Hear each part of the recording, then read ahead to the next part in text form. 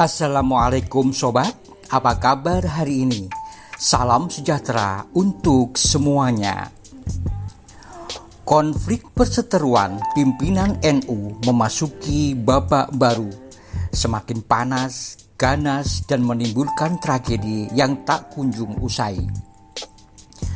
Setelah Rois Am PBNU, Kiai Haji Miftahul Akhyar meminta dengan paksa agar Yahya Khalil Stakuf mengundurkan diri dari jabatan Ketua Umum PBNU dalam tenggang waktu 3 kali 24 jam dalam putusan Risalah Rapat Harian Suriah PBNU pada Kamis 20 November 2025.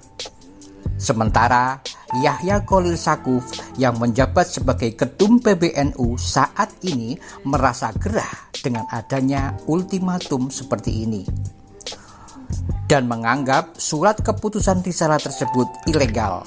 Yahya Khalil Stakuf melakukan perlawanan dengan menolak surat keputusan Rais Am dengan alasan pelengseran dan pemberhentian mesti lewat mekanisme muktamar.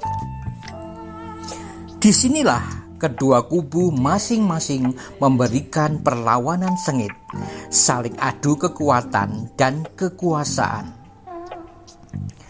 Dalam jangka waktu beberapa hari ini, tanggal 26 November 2025, telah ditandatangani oleh Wakil Ketua Umum PBNU Afifuddin Muhajir dan Khatib PBNU Ahmad Tajul Mafakir tentang pemberhentian Yahya Khalil Stakuf secara resmi sebagai Ketua Umum PBNU.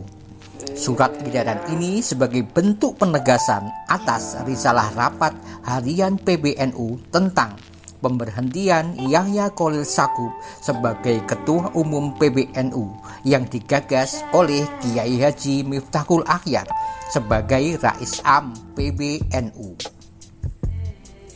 Nah, disinilah perseteruannya makin keras dan memanas. Dua kubu yang awalnya saling support satu sama lain, saling mesra, bergandengan tangan kayak pengantin baru, tiba-tiba kini adu otot, bersitegang, saling jegal-menjegal untuk memenangkan kekuasaan. Kubu Ketum PBNU dan kubu Rois Am PBNU saling labrak-labrakan. Emang enak dilengserkan dari Ketua Umum PBNU. Sakitnya tuh di sini. Orang dilengserkan dari Ketua RT saja, sakit hatinya bisa menahun. Blokir-blokiran nomor WA segala. Nah ini dipaksa berhenti dari Ketum PBNU. Oh my god. Ya wajar kalau Yahya Khalil Stakuf tangisan. Tapi tunggu dulu. Yahya Khalil Stakuf tak menyerah begitu saja. Kini giliran Yahya Khalil menunjukkan kekuasaannya. Saifullah Yusuf yang disapa Gus Ipul yang saat ini menjadi Sekjen PBNU dan menjabat sebagai Menteri Sosial era pemerintahan Prabowo tiba-tiba dipecat dari jabatannya sebagai Sekjen PBNU dan dirotasi menjadi Ketua PBNU bidang pendidikan, hukum, dan media dengan alasan seperti biasa rotasi jabatan di NU agar operasional organisasi NU makin lancar.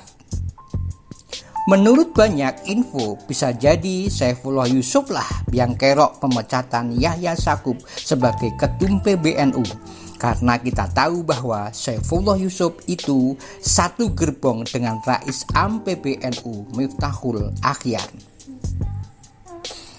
Jadi ini masalahnya di mana sih? Kok makin mumet raka-rukaruan? Sobat, terima kasih sudah subscribe, komen, dan share. Support kami untuk membuat video-video berikutnya. Sebenarnya ini masalah rebutan tambang saudara-saudara. Rebutan tambang yang 26.000 hektar itu. Yahya Khalil menginginkan investor pengelolaan tambang merapat ke pemerintahan Prabowo karena pemerintah saat ini dipegang oleh Presiden Prabowo agar kedudukan NU secara politik di hadapan pemerintahan kuat.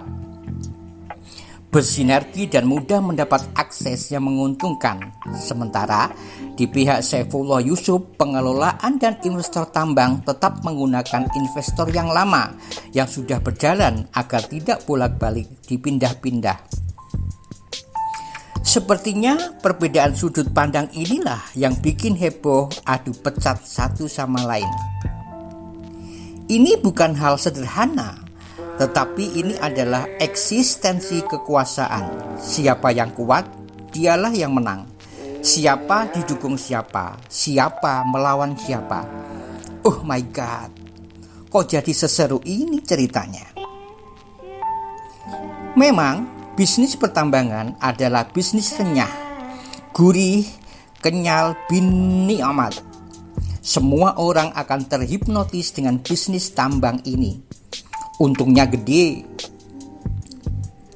tinggal ngeruk tambang di sana sini. Jangankan orang biasa, ulama saja bisa tidak mampu menahan godaan. Makanya tidak heran segelas ketum PBNU dan sekjen PBNU rebutan tambang juga. Dalam bisnis tambang ini mungkin iman nomor kesekian, yang penting cuan dan kesempatan. Mumpung ada kesempatan, mau kapan lagi kalau tidak sekarang? Masalah umat mah nomor 10, yang nomor 1 kan masalah perut.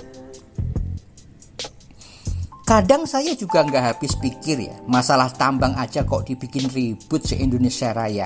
Padahal di rumah saya tambang itu banyak sekali. Mau berapa meter mesti tak kasih, gratis, tis. Nggak perlu ribut-ributan seperti ini. Dalam beberapa hari terakhir, banyak kiai-kiai sepuh was-was dengan konflik ini. Banyak kiai-kiai sepuh tersadar bahwa masalah konflik ini harus segera diselesaikan agar tidak menjadi konsumsi publik. Oleh karena itu, ada inisiatif kiai sepuh seperti Kiai Haji Ma'ruf Amin, Kiai Haji Said Akil Siraj, Kiai Haji Anwar Mansur, Kiai Haji Khalil As'ad dan lain-lain untuk mengadakan pertemuan forum sesepuh NU di Kediri. Yang intinya bahwa ketegangan pucuk pimpinan NU ini segera diredam dan diakhiri. Oleh karena itu, perlu adanya islah, dan islah. Masalah pucuk pimpinan NU yang begini-begini, kenapa mesti bawa-bawa islah Bahrawi segala? Bukannya tambah ruwet? Saat ini, adu pecat petinggi di tubuh NU belum menemui titik terang. Mudah-mudahan akan ada solusi-solusi cerdas agar perahu NU tidak karam. Kita tunggu cerita horor berikutnya. Sobat, bagaimana dengan artikel ini? Jangan lupa komentar. Wassalam.